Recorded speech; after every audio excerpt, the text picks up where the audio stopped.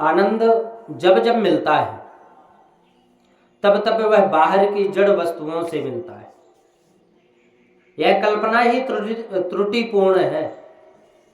आनंद तो अंदर रहने वाले चेतन परमात्मा से मिलता है, और वो कब मिलता है? जब हम चेतन परमात्मा से संबंध रखते हैं। आनंद परमात्मा ही देते हैं, क्योंकि उन्हीं का नाम है सच्चिदानंद। आनंद तभी मिलता है जब परमात्मा के साथ तुम्हारा संबंध होता है। ईश्वर को अंदर खोजो, आनंद अंदर है, आनंद तुम्हारे में है। आनंद आत्मा में है और आत्मा से बहता है। आनंद बाहर से आता नहीं है। आनंद तो बाहर को संसार के विषयों में ढूंढने जाता है, उसे अंत में दुख ही दुख मिलता है। उसको नीचे से कर दो। इंद्रियां आनंद को ढूंढती हैं, इंद्रियां आनंद को बाहर ढूंढती हैं।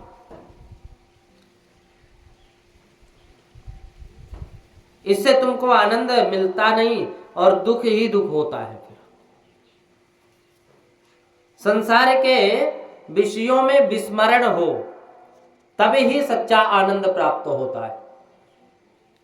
इधर आना।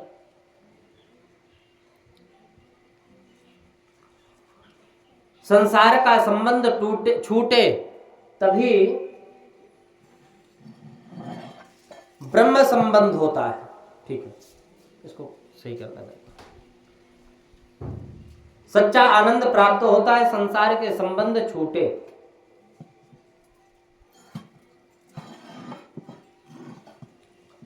और रोज का अनुभव है।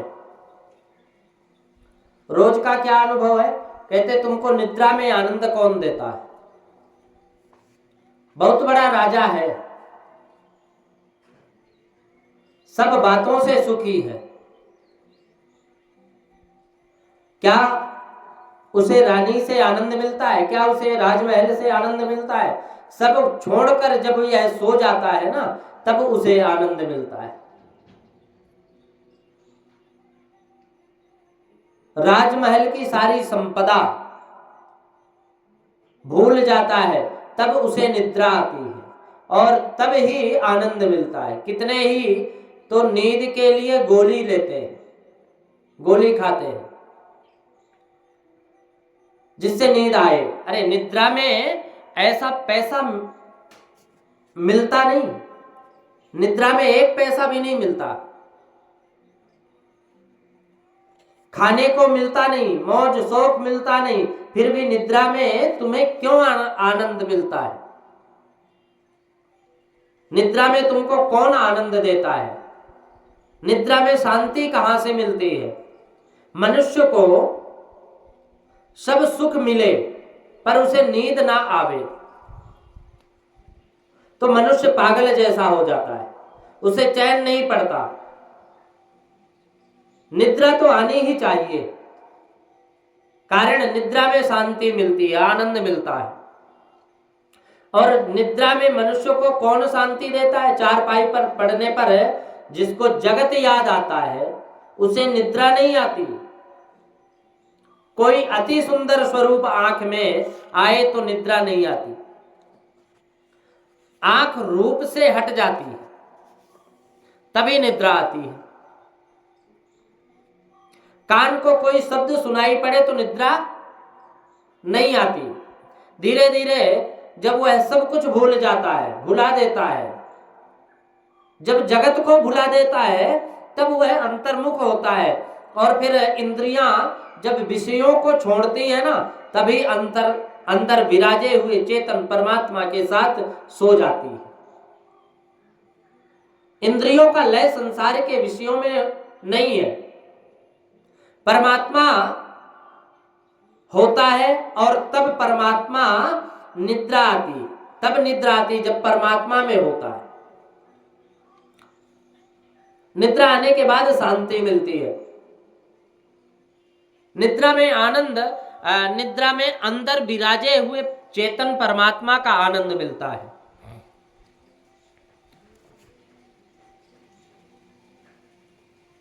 आत्मा चैतन्य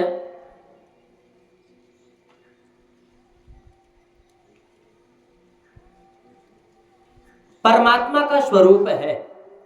तुम्हारा आनंद बाहर नहीं, तुम्हारा आनंद तो अंदर ही तुमको मिलता है।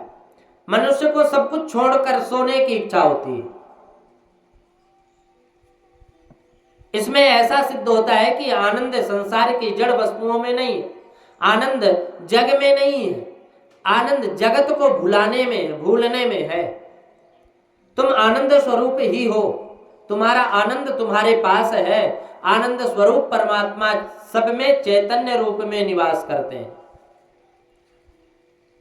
आनंद निरपेक्ष रहता है तो टिकता है, और सापेक्ष होता है तो टिकता नहीं। जब तक मनुष्य को अन्य किसी से आनंद मिलता है तब तक मानना है कि पीछे दुख भी खड़ा है। चूंकि आनंद के बाद संसार में जो आनंद ढूंढते हो, उस आनंद में तो सुख ठीक है, आनंद तो मिलेगा, आनंद के साथ फिर कष्ट भी मिलेगा, दुख भी मिलेगा। लेकिन परमात्मा से जो आनंद प्राप्त होता है, अंतरात्मा से जो आनंद प्राप्त होता है, भजन में जो आनंद प्राप्त होता है, वो फिर कभी कष्ट नहीं पहुंचाता। उस आनंद के पीछे दुख नहीं है, आनंद ही आनंद है। आनंद स्वरूप परमात्मा सब में चैतन्य रूप में निवास करते हैं। आनंद निरपेक्ष रहता है तो टिकता है, निरपेक्ष रहता है तो आनंद टिकता है।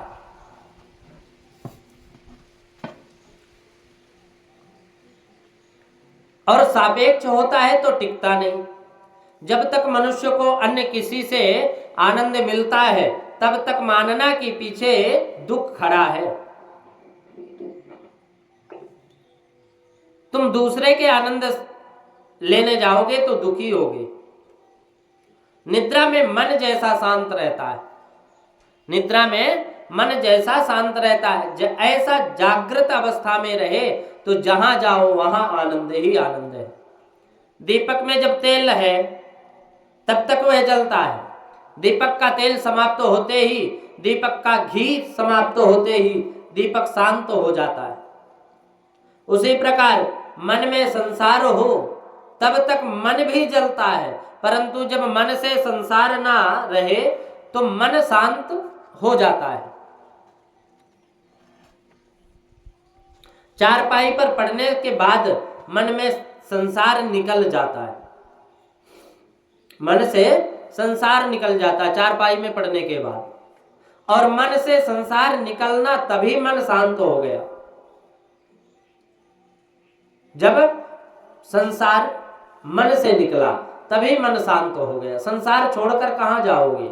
संसार को मन से निकालने का प्रयत्न करो। बाहर का संसार तुमको त्रास देने वाला नहीं है, संसार तो मन में ही है, वही रुलाने वाला है। परमात्मा के स्मरण करने में तन्मय होंगे तो तुम्हारे मन से तन्मय हो जाता है, मन से संसार बाहर हो जाएगा।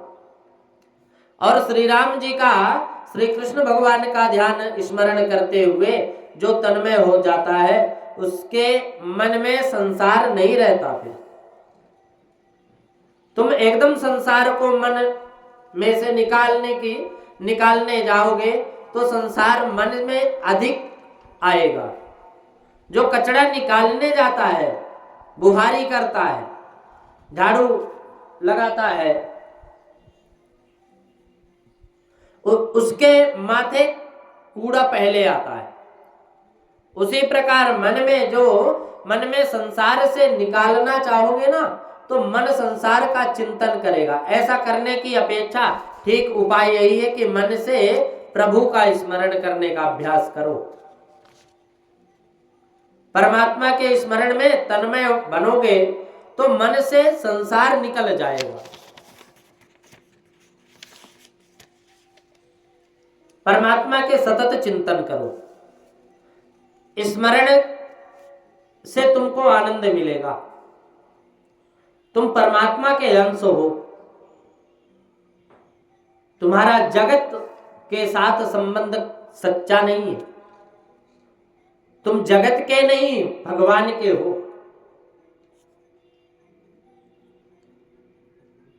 जीव ईश्वर का अंश है, ईश्वर का है, फिर भी जगत का हो गया। ये तुम्हारा जन्म हुआ तब तुम पति थे क्या?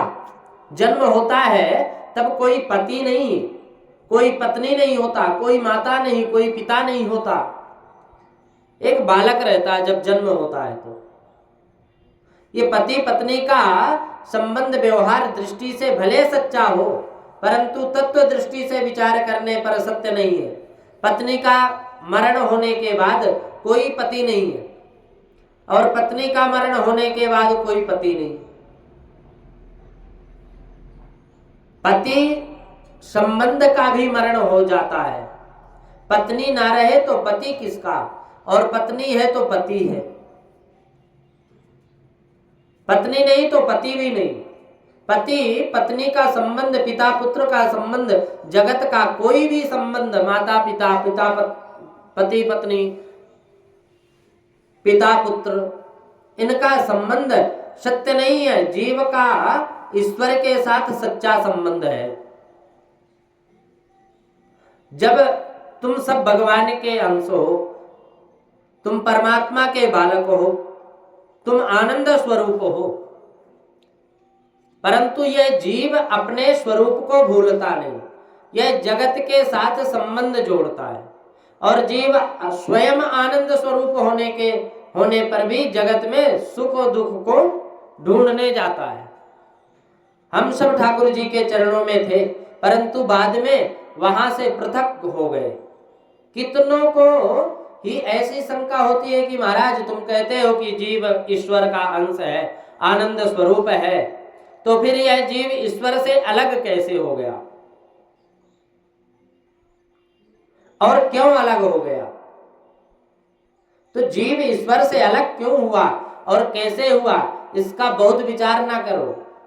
कितनी ही भूले हुई है। यह बात सच्ची है कि हम सब भगवान के चरणों में थे, कुछ भूल हुई, उससे वहां से अलग हुए और संसार में आ गए, और तब से सुख दुख का आभास हुआ। अब जीव ईश्वर से पृथक क्यों हुआ, ईश्वर से अलग क्यों हुआ, इस बात पर विचार करने से क्या लाभ है? रोग होने के बाद रोग क्यों हुआ और किस प्रकार हुआ, इसका बहुत विचार करोगे तो क्या रोग चला जाएगा?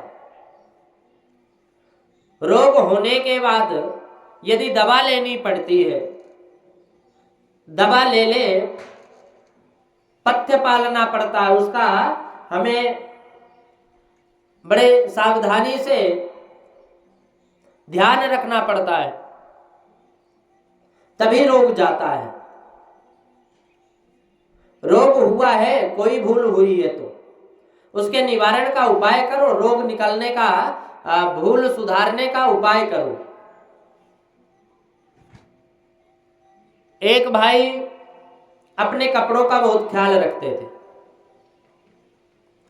कि मेरे कपड़े बिगड़ ना जाए। एक दिन घर आने के बाद इन्होंने देखा कि धोती पर दाग पड़ गया।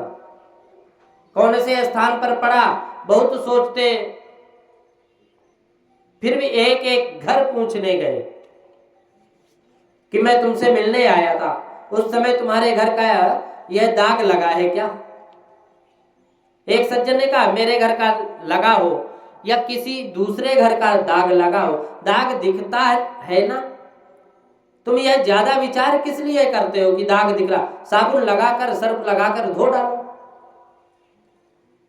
इससे दाग हट जाएगा। कहाँ लगा, किस रीति से लगा, क्यों लगा, यह विचार करने से कुछ भी लाभ नहीं है। दाग दिखा कि साबुन लगा डालो, धो डालो, साफ हो जाएगा, स्वच्छ तो इससे होगा।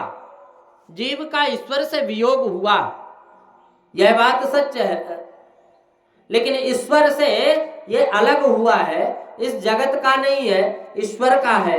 फिर भी यह स्वयं ईश्वर के स्वयं के शरीर स्वरूप को भूला हुआ है और जगत का बन गया। जगत का होने से ही यह दुखी हुआ है। यह जगत में आनंद ढूंढता है, परंतु संसार में आनंद कहां? आनंद तो परमात्मा है। तुम आनंद चाहते हो तो परमात्मा के साथ प्रेम करो, प्रभु का स्मरण करो, परमात्मा ही कृपा करेंगे। परमात्मा की सेवा करो, तुमको आनंद मिलेगा। जीव संसार के जड़ पदार्थों में आनंद खोजता है, जिससे उसको आनंद नहीं मिलता। आनंद दूसरे में है, यह कल्पना करता है, लेकिन यह गलत है। आनंद हृदय में है, उस आनंद को जगाना है। मन वचन कर्म तीनों भक्ति रस में डूबे तो आनंद जागता है। शरीर से सेवा करो, मन से सेवा करो, वचन से सेवा करो, इन तीनों को भक्ति का लाभ दे दो। अंतकाल से जीव आनंद को खोजता है। संसार के विषय जीव को सुख देते हैं, दुख देते हैं, इसको आनंद मिलता ही नहीं। सृष्टि का एक नियम है कि सुख के बाद दुख होता ही है, और जो दुख भोगता है उसके भले ही इच्छा ना हो, उसे दुख भी भोगना पड़ेगा, तो सुख भी भोगना पड़ेगा। सुख और दुख दोनों सगे भाई हैं, ये साथ ही रहते हैं। जीव को सुख की भूख नहीं है, आनंद की भूख है, और यह आनंद चाहता है, पर यह आनंद संसार में नहीं है, आनंद ईश्वर का स्वरूप है। जगत आनंद है, जहां आनंद है वहीं सुख दुख है। जगत में आनंद नहीं है, परमात्मा में आनंद है। जहां जगत नहीं वहां सुख नहीं और ना दुख है, वहां तो केवल आनंद ही आनंद है। इसलिए परमानंद स्वरूप श्री राम सुख देते नहीं है, श्री राम तो आनंद देते हैं, सुख दुख नहीं देते। किसी भी भाषा में आनंद का विरोधी शब्द मिलता नहीं है। सुख का विरोधी शब्द उल्टा मिल जाएगा, सुख का दुख मिल जाएगा, दिन का रात मिल जाएगा, हानि का लाभ मिल जाएगा, लेकिन आनंद का उल्टा नहीं मिलता। आनंद का विरोधी शब्द नहीं मिलेगा। तो आनंद का विरोधी शब्द कुछ है ही नहीं। परमात्मा आनंद स्वरूप है। काल और काम जीवन के पीछे पड़े हैं। काल और काम ये दो चीज जीवन के पीछे पड़े हैं।